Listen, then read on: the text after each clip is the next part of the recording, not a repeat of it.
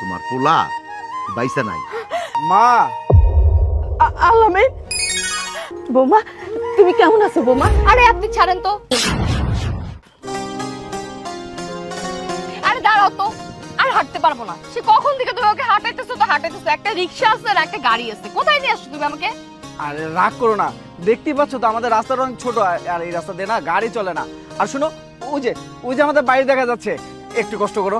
এই আর একটা উল্টাপাল্টা কথা বলবা না। তুমি এই যে দেখা যাচ্ছে আমাদের বাড়ি বলতে বলতে তুমি আমাকে 50টা বাড়ি দেখাইছো, এখন পর্যন্ত তুমি আমাকে নিয়ে যেতে পারছো না। তোমরা মাইলের পর মাইল আমাকে হাঁটাইতেই আসো। শুনো, আমি এখান থেকে কোথাও যাবো না, আমি এখানে দাঁড়া থাকবো। বেবি আর মিথ্যা কথা বলতেছি না, এটা সত্যি কথা। ওই যে বাড়িটা ওইটাই আমাদের, আর একটু কষ্ট করো না। তুমি না, তুমি জীবনে ঠিক হবে না। এই গরমের মধ্যে তুমি আমাকে কোথায় নিয়ে আসছো, কি ধুলাবালি। উফ, ঠিক আছে চলো। এরপরেও না যদি এই বাড়ি না হয়েছে না, তোমাকে আমি পানির মধ্যে চুবাবো বলে দিলাম। আচ্ছা ঠিক আছে।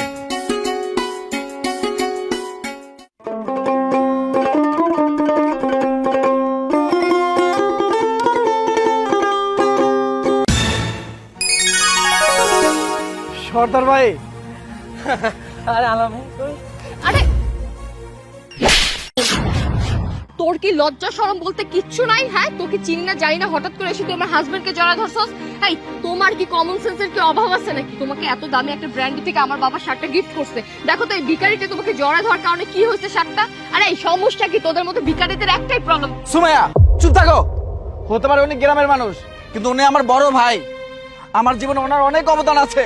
আর তুমি সে বড় ভাইকে হাত তুলছো, তুমি তার সাথে অন্যায় করেছো। সুমাইয়া তুমি ওনার কাছে মাপ চাও। কি বললো তুমি? তুমি এত শাউট করতেছো কেন আমার সাথে? হ্যাঁ, তুমি কি ভুলে গেছো যে আমি শাউট করা পছন্দ করি না? আর এই যে ও তোমার এলাকার কে, সেটা তো আমার জানার দরকার নাই। ও তো অনেক বড় অন্যায় করছে, আর ও অন্যায় করছে, সরি ও আমাকে বলবে, আমি ওকে সরি বলবো না। ওকে তুমি বলো আমাকে সরি বলতে। এটা খুব বেশি হয়ে যাচ্ছে সুমাইয়া। বেশি হয়ে যাচ্ছে না? ঠিক আছে, বেশি হয়ে যাচ্ছে না, থাকো তুমি।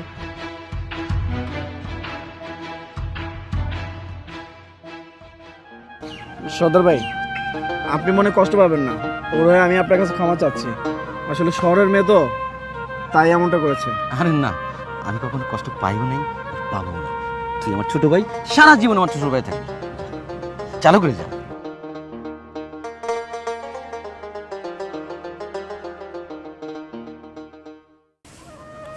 কতটা দিন হয়ে গেল, পোলাটার কোনো খবরই নাই।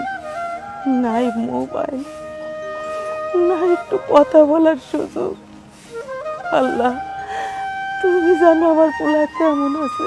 আলামিনের মা, কি করো বসে? ও কি তুমি কাঁদতেছো কে?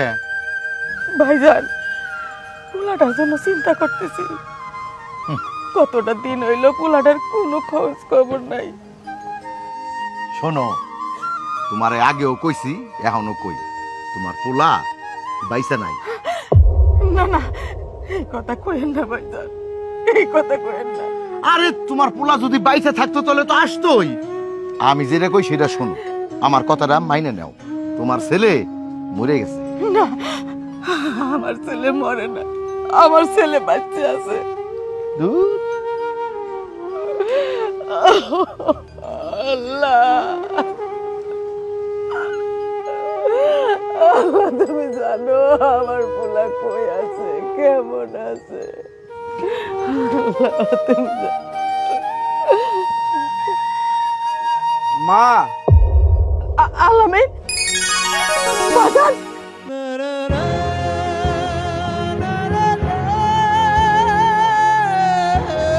বাজান, তুই কেমন আছিস বাজান? তুই কেমন আছো? তুই বাচ্চা আছিস বাজান? হ্যাঁ মা, আমি বাচ্চা আছি। তুমি কেমন আছো? ভালো আছি বাজান, খুব ভালো আছি বাজান। বাজান, মাইয়াটা কে? মা, আমি তোমার সাথে অনেক বড় অন্যায় করে ফেলেছি। আমি তোমার না জানিয়ে বিয়ে করে ফেলেছি, আর ও হচ্ছে তোমার ছেলের বউ। বৌমা, বৌমা, বৌমা তুমি কেমন আছো বৌমা? আরে আপনি ছাড়েন তো। বৌমা বৌমা করতেছেন, আপনার এই নোংরা হাত দিয়ে আপনি আমাকে কাজ করছেন কেন? কি বিশ্রী দেখতে আপনি, আপনার গায়ে থেকে কি দুর্গন্ধ আসতেছে। ছি। সুমাইয়া, উনি হচ্ছেন আমার মা, তোমার শাশুড়ি। আর তুমি তোমার শাশুড়ির সাথে এরকম আচরণ কেন করছো? তুমি ওনার সালাম করো, ওনার পা ধরে সালাম করো। কি তুমি কি বললা? আমি ওনার পায়ে হাত দিয়ে সালাম করবো? ওনার পা দেখছো তুমি? নোংরা কি অবস্থা, আর ওনার পায়ে আমি হাত দিব? আমার তো বিরক্ত লাগতেছে। আমি যে কেন আসছি তোমার সাথে গ্রামে, আমি এটাই বুঝতে পারছি না। সুমাইয়া, সম্মানের সহিত তুমি আমার মায়ের পা ধরে সালাম করো, আর যদি তা না করো তাহলে এই পরিণতি কিন্তু খুব খারাপ হবে। শুনো, তোমার মাথায় সমস্যা আছে বুঝছো? না হলে তোমার মায়ের এই নোংরা পায়ে আমাকে হাত দিয়ে সালাম করতে। তোর কত বড় সাহস, তোর কত বড় সাহস আমার গর্ভধারিণী মায়ের পা নোংরা বলিস? আরে এই পায়ের নিচে আমার বেশ। আরে তুই রাখ তোর কথা। তোর কত বড় সাহস, তুই আমার গায়ে হাত তুলছিস? তাই তুই কি ভুলে গেছিস যে আমার বাবার জন্য আজকে তুই এই পর্যায়ে আসছস, আর এখন তোর মার জন্য তুই আমার গায়ে হাত তুলছিস? হ্যাঁ, আমি আমার এই মায়ের জন্য তোর গায়ে হাত তুলেছি। আরে তোকে ভালোবেসে বিয়ে করেছিলাম, তোদের অর্থ সম্পদের লোভে আমি অন্ধ হয়েছিলাম। দীর্ঘ এই 2টা বছর আমি আমার মায়ের সাথে অনেক অন্যায় করেছি। তোর জন্য আমি আমার মায়ের খোঁজ খবরটাও নিতে পারিনি। শোন, জীবনে আমি অনেক ভুল করেছি, আর কোনো ভুল করতে চাই না। তুই যদি আমার সাথে থাকতে চাস আর এই বাড়িতে থাকতে চাস, তাহলে আমার মায়ের পা ধরে মাপ চাবি, তারপর তুই এই বাড়িতে থাকতে পারবি। আর যদি তা না করিস তাহলে আমি তোকে ডিভোর্স দিব। কি এখন তুই আমাকে বলতেছিস তুই আমাকে ডিভোর্স দিবি না? আর এতদিন আমার বাপের টাকায় চলছস, আমাদের টাকায় খাইছস, আমাদের টাকায় পড়ছস, আর এখন যেই গ্রামে আসছি তোর সাথে তোর মাকে দেখছস লুতুপুতু শুরু হয়ে গেছে, তাই না? শুন, আমিও তোকে একটা কথা বলে দিচ্ছি, বলতে পারোস যে আমি তোকে লাস্ট চান্স দিচ্ছি। তুই কি আমার সাথে যাবি? তুই যদি আমার সাথে যাস তোর মাকে এখানে ফালায় রেখে যেতে হবে, আর যদি তুই এখানে থেকে যাস তাহলে আমার সাথে তোর কোনো যোগাযোগ থাকবে না। ওকে, ফাইন ফাইন। আমি জীবনে অনেক অন্যায় করেছি, আমার এই মায়ের সাথে অনেক অন্যায় করেছি, আর সে অন্যায় করতে চাই না। আমার জীবন আর তোকে চাই না। ঠিক আছে, তুই যা। তুই এই মুহূর্তে আমার এই বাড়ি থেকে চলে যাবে। যা। তাকে আসিস কেন? যা, বেরা এখন। বৌমা দেখালাম আমি আমার বৌমারে আমার বাড়ি থেকে তাড়াই দিতে পারবো না। ও হইলো আমার বাড়ির লক্ষ্মী। যা, তুই তোর ঘরে যা। চলো মা, ঘরে চলো। মা, আসলে আমি আপনার সাথে এত বাজে বিহেভ করার পরও আপনি যে আমাকে এইভাবে অ্যাকসেপ্ট করবেন আমি না ভাবতেও পারিনি। মা, আমি অনেক সরি। হ্যাঁ, আমাকে আপনি মাফ করে দেবেন, আমার অনেক বড় ভুল হয়ে গেছে।